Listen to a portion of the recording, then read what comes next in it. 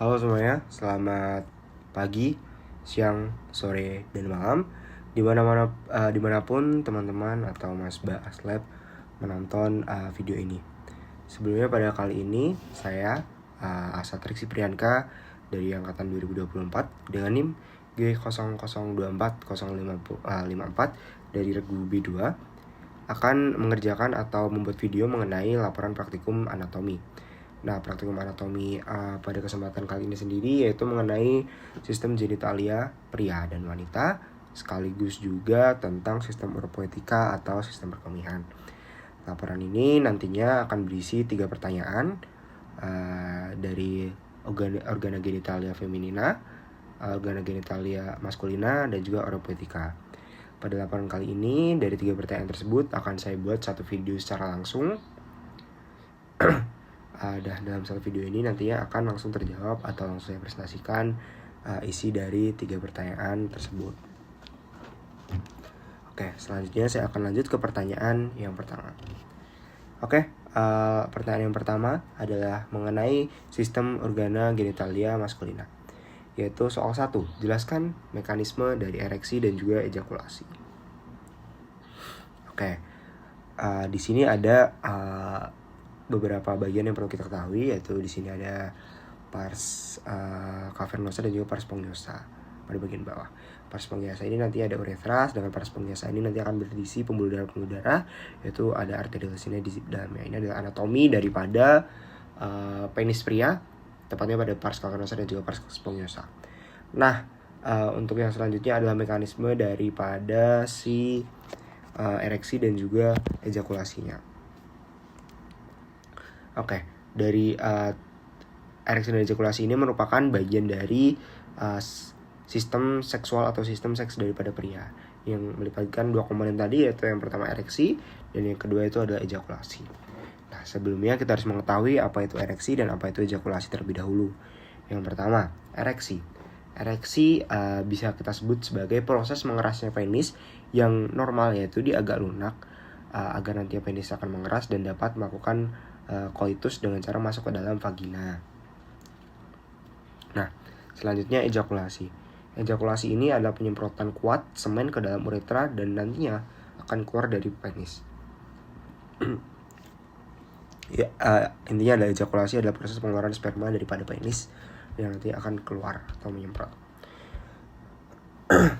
Nah, ada respon seks yang nanti akan mencakup respon fisiologik yang lebih luas daripada si ereksi dan juga si ejakulasi ini. Yang pertama kita bisa bagi menjadi 4 fase. Yang pertama adalah fase eksitasi. Fase eksitasi ini mencakup ereksi dan nanti akan meningkatnya perasaan seksual. Nah, sistem dari ereksi ini dipengaruhi oleh beberapa hal, seperti adalah rangsangan-rangsangan seksual yang nantinya akan diterima pada otak kita, lalu nantinya akan memberi sinyal ke tubuh, lebih tepatnya kepada penis, untuk terjadi ereksi atau mengeras. Selanjutnya ada fase plateau. Nah, fase plateau ini ditandai oleh intensifikasi respon-respon. Nantinya respon-respon ini akan diterima oleh tubuh dan contoh dari respon-respon ini adalah seperti detak jantung yang meningkat, tekanan darah yang meningkat, laju pernafasan yang meningkat, dan ketegangan otot yang bertambah. Atau bisa dibilang ini adalah fase di mana si ereksi itu terjadi dan penis sudah mulai mengeras, di mana arterioles ini sudah mulai terisi darah, sehingga korpus cavernosa dari penis sudah terisi darah, sehingga nantinya penis akan mengeras. Nah, selanjutnya adalah fase orgasme. Fase orgasme inilah fase yang mencakup ejakulasi serta respon lain, yang menjadi puncak eksitasi seksual dan secara objektif dialami sebagai kenikmatan fisik yang intens. Nah, fase orgasme inilah fase di mana sudah mencapai puncaknya, atau rangsangan seksual sudah mencapai puncaknya, dan nantinya akan terjadi eksitasi daripada sistem seksual tersebut, dan nantinya akan dialami atau dikenal sebagai kenikmatan fisik yang dirasakan oleh pria. Itu adalah fase orgasme. Dan fase yang terakhir adalah fase resolusi. Nah, fase resolusi ini nantinya akan mengembalikan organa genitalia dari pria kembali ke bentuk tubuh yang sebelumnya. Nah, ereksi dan ejakulasi ini dipengaruhi oleh sistem saraf, di mana ereksi ini adalah oleh sistem saraf simpatis. Ereksi oleh sistem saraf. Sebentar saya cek dulu. Takut lupa ya. ereksi.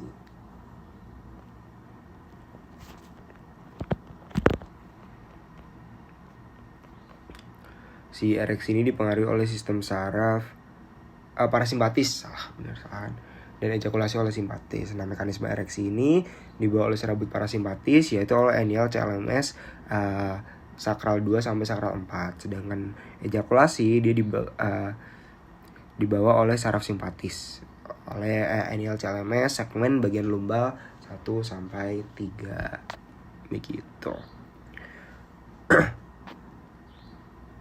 Oke, mungkin kita bisa lanjut ke pertanyaan yang selanjutnya, yaitu pengenalan yang kedua, yaitu mengenai anatomi dari organa genitalia feminina externa. Pertanyaan yang kedua ini mengenai organa genitalia externa, lebih tepatnya pada bagian anatomi bagian eksternnya sendiri.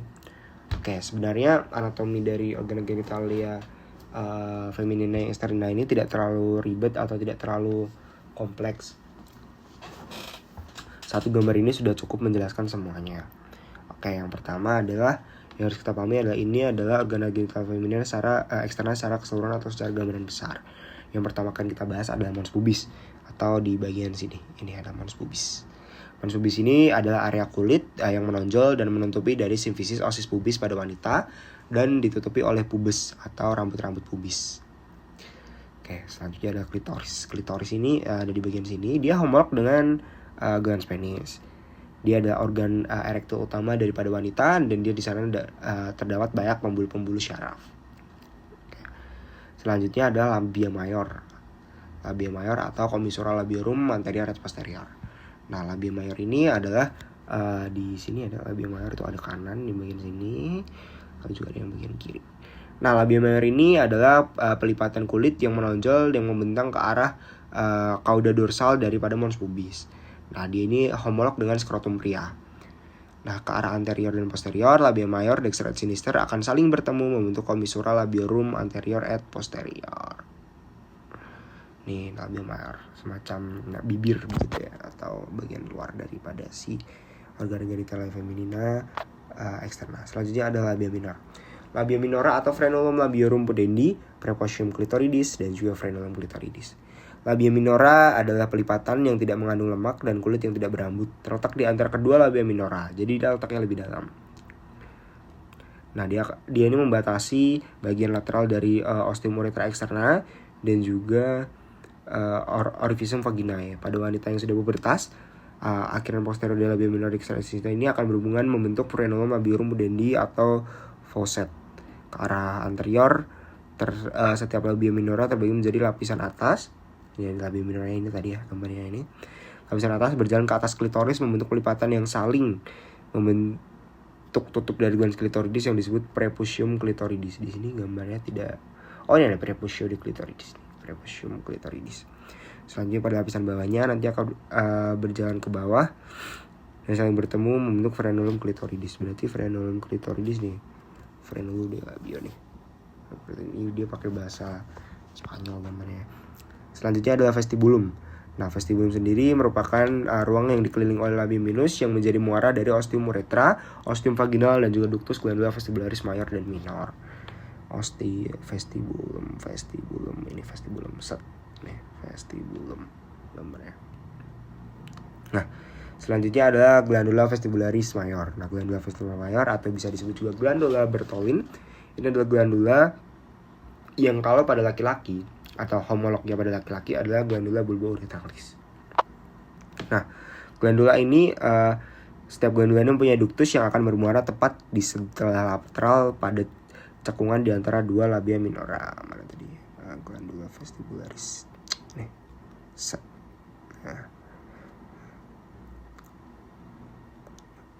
Nah, selain itu ada juga himen. Himen atau sering disebut oleh masyarakat awam sebagai selaput darah. Bagian sini saat ini karungkula himenal kelihatan di situ. Nah, himen ini seringkali dijadikan patokan atas keperawanan seorang wanita yang jika sudah melakukan koitus biasanya himen ini sobek. Namun sobek atau robeknya himen tidak hanya dipengaruhi oleh koitus saja, bisa dipengaruhi oleh hal lain seperti mungkin dia tertabrak benda tumpul atau terjadi kecelakaan atau mungkin terkena tekanan air yang kencang begitu. Jadi sebenarnya himen ini juga tidak bisa dijadikan patokan langsung sebagai patokan langsung mengenai keperawanan daripada seorang wanita. Nah, mungkin sekian dari organa genital feminina eksterna. Selanjutnya saya akan lanjut ke bagian nomor 3 atau nomor terakhir, yaitu anatomi dari Ren beserta vaskularisasi dan inervasinya. Nah, ini adalah mengenai sistem oropoetika. Nah, Ren ini sebenarnya merupakan organ yang retroperitoneal. Dia sendiri terdapat glandula adrenal atau glandula suprarenal di superiornya. Atau jadi letaknya Ren ini adalah posterior dari si glandula adrenal.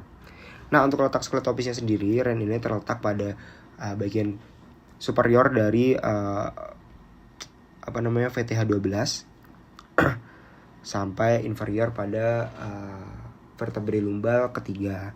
Nah, itu adalah letak yang bagian kiri, sedangkan yang bagian kanan ini biasanya adalah lebih rendah sekitar setengah vertebrae karena adanya pendesakan dari lobus hepatis dextra atau pendesakan daripada si hepar. Nah, selanjutnya ada beberapa struktur eksternal daripada si ginjal ini, yaitu ada fascias anterior, lalu juga ada fascias posterior, lalu ada polus, yaitu polus superior dan juga polus cranialis, dan juga polus inferior atau polus caudalis.